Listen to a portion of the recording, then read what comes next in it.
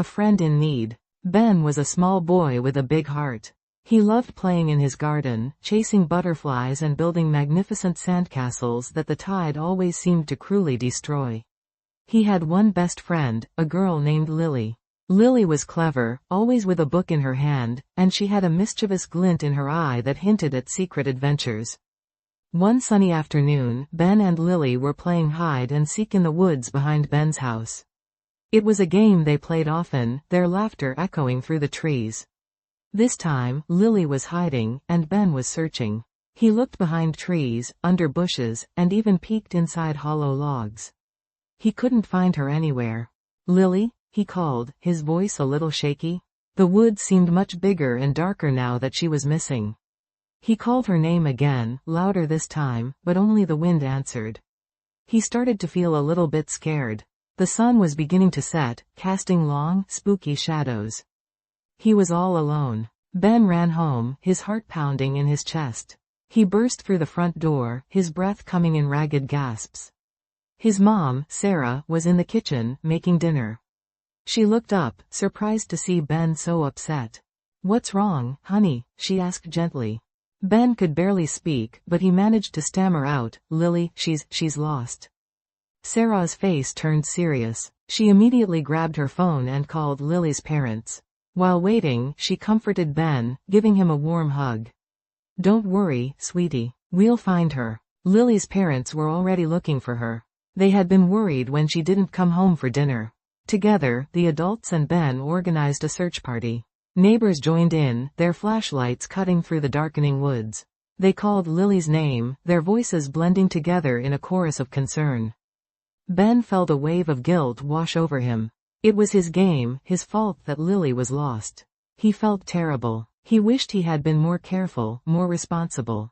He wished he could turn back time. The search continued for what felt like forever. Ben, despite his fear, helped. He pointed out places where he and Lily had played, places Lily might have hidden. He remembered a small, overgrown path they sometimes used as a shortcut. He led the search party to that path, his heart filled with hope and fear. As they walked, Ben noticed something glinting in the undergrowth. It was a small, silver locket. Lily always wore this locket, a gift from her grandmother. He knew, instantly, that Lily was nearby. He pointed towards the locket and whispered, "Lily." He heard a faint whimper in response. Following the sound, they found Lily huddled beneath a large oak tree, scared and cold, but thankfully unharmed. She had stumbled and fallen, twisting her ankle. She couldn't get up and had been too scared to call out. She was so relieved to see Ben and the others. She hugged Ben tightly, her tears mixing with his. They helped Lily to her feet, supporting her as they walked back towards the houses. The relief was palpable. The woods, which had seemed so menacing just a short time ago, now felt peaceful and welcoming. Back at Ben's house, warm drinks and comforting words helped soothe Lily's fright. Her parents thanked Ben and Sarah profusely. They were so grateful for Ben's help in finding their daughter. Later that night, as Ben lay in bed, he thought about the day's events.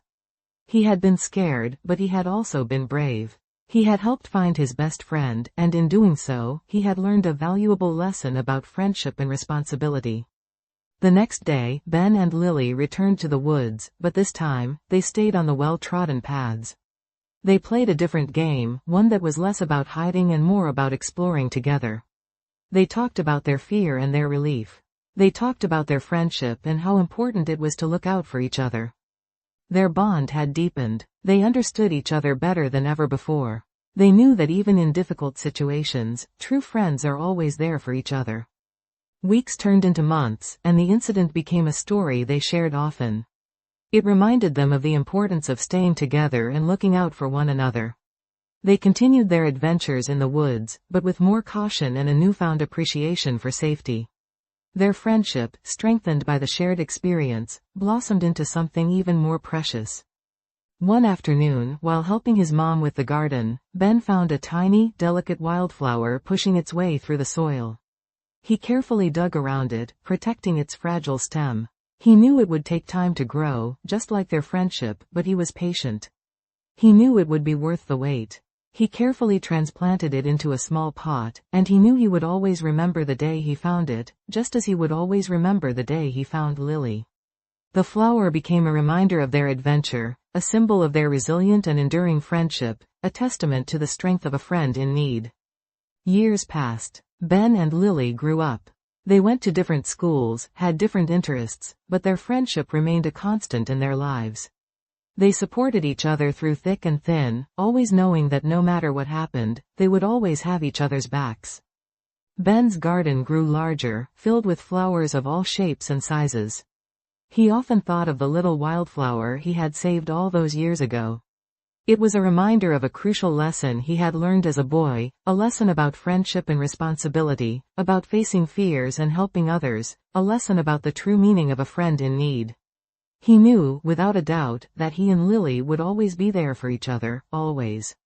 Their story served as a warm, comforting memory, a reminder of the unwavering bond they shared, a bond that had withstood the test of time and distance, a friendship forged in the heart of a shadowed wood, a friendship that had bloomed into something beautiful and enduring.